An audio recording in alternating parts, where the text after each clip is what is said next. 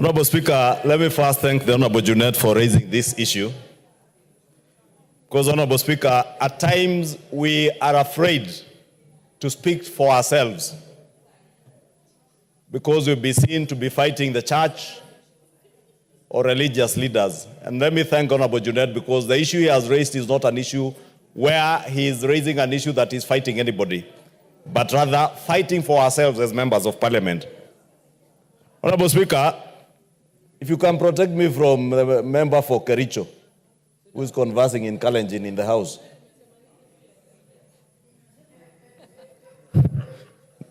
The book of Hebrews, Honorable Speaker, 13:16 says, but to do good and to communicate, forget not, for with such sacrifices God is pleased.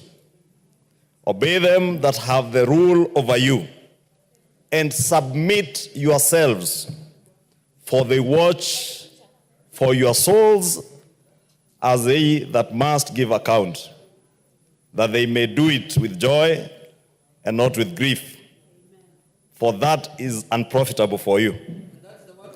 That is the word of the Lord. And that word, Honorable Speaker, is the word I would like to remind our religious leaders, including my own moderator of the Presbyterian Church, the Reverend Thegu, whom I saw last night on TV admonishing this house that this house is captured, that when the executive wants us to pass bills, we pass them with lightning speed. Of course we pass them with lightning speed because that is what the people elected us to do. And we do that because we are actualizing the manifesto of what we sold to the people of Kenya, because we want to remain true to the people and to God.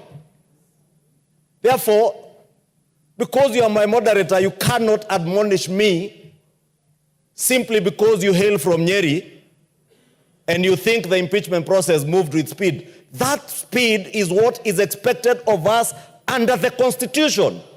The Constitution gives us timelines as to when and how you prosecute an impeachment process.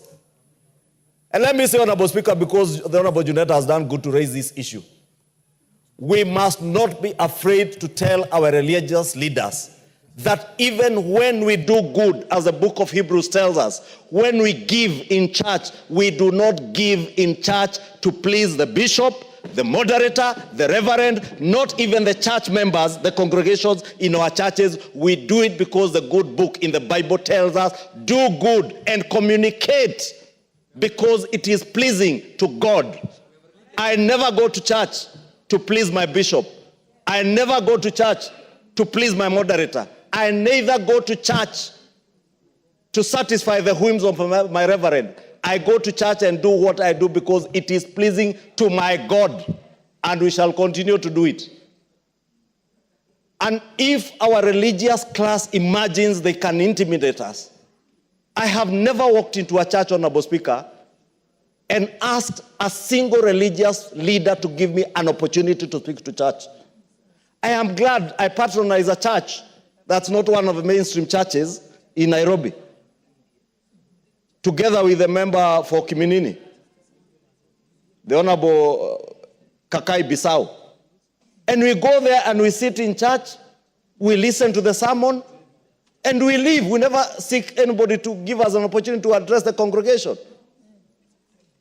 When they are fundraising in church, I have never seen a single politician invite himself to a fundraising in church. But the church leaders must not make it look like we invite ourselves to churches to contribute money. We have many other places we can take this money. Honorable Speaker, it is true what the majority whip is saying. I accompanied the president to Soweto, the Catholic Church in Soweto, in Embakasi East. When we sat to have a cup of tea with the church leadership of that church.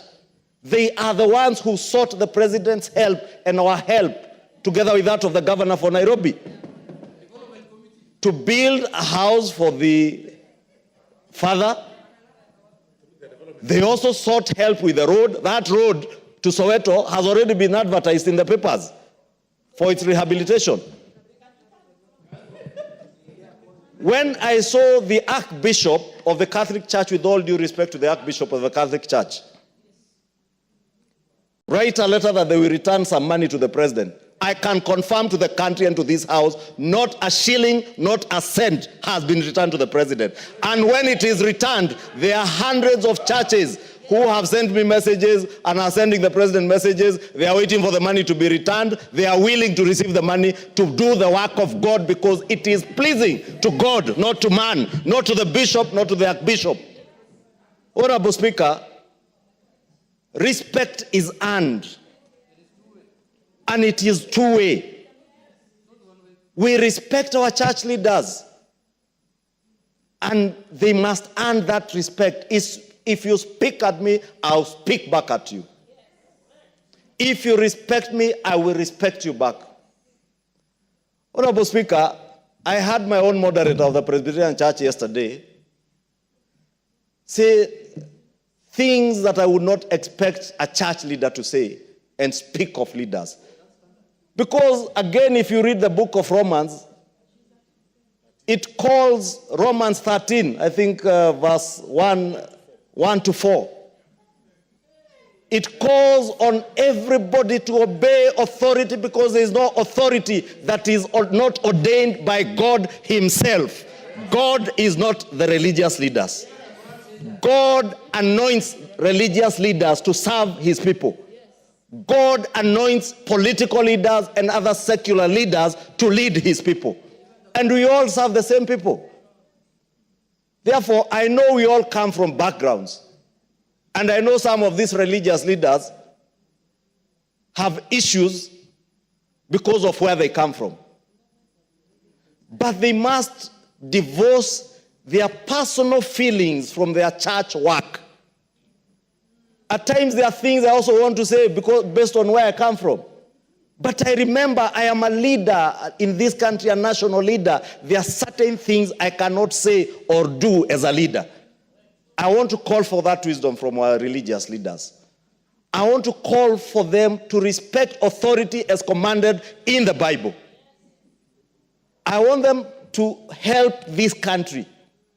Some of the issues that I see them pointing fingers to government on are issues of morality, are issues that they should be dealing with in society. Be it femicide, be it the growing trend of LGBTQs and everything, Honorable Speaker. Be it issues touching on corruption. Actually, it's headed by a bishop. Yes, this is headed by a bishop. I hear members saying even the Anti-Corruption Ethics and Anti-Corruption Commission is headed by a bishop. Yes. And a good bishop for that matter, and we wish him well. But all these societal challenges are challenges of society that we must address them together as leaders. Both the political leadership and church leadership, or religious leaders, not just church, even our Muslim leaders. And I want to ask our leadership to work together.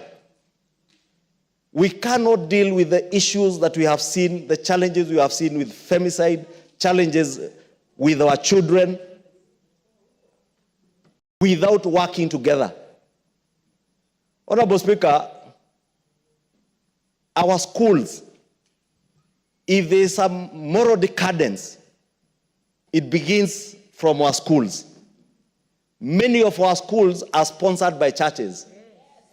And even public schools, we have made effort in numerous public schools to be under the sponsorship of churches under the chaplaincy of churches.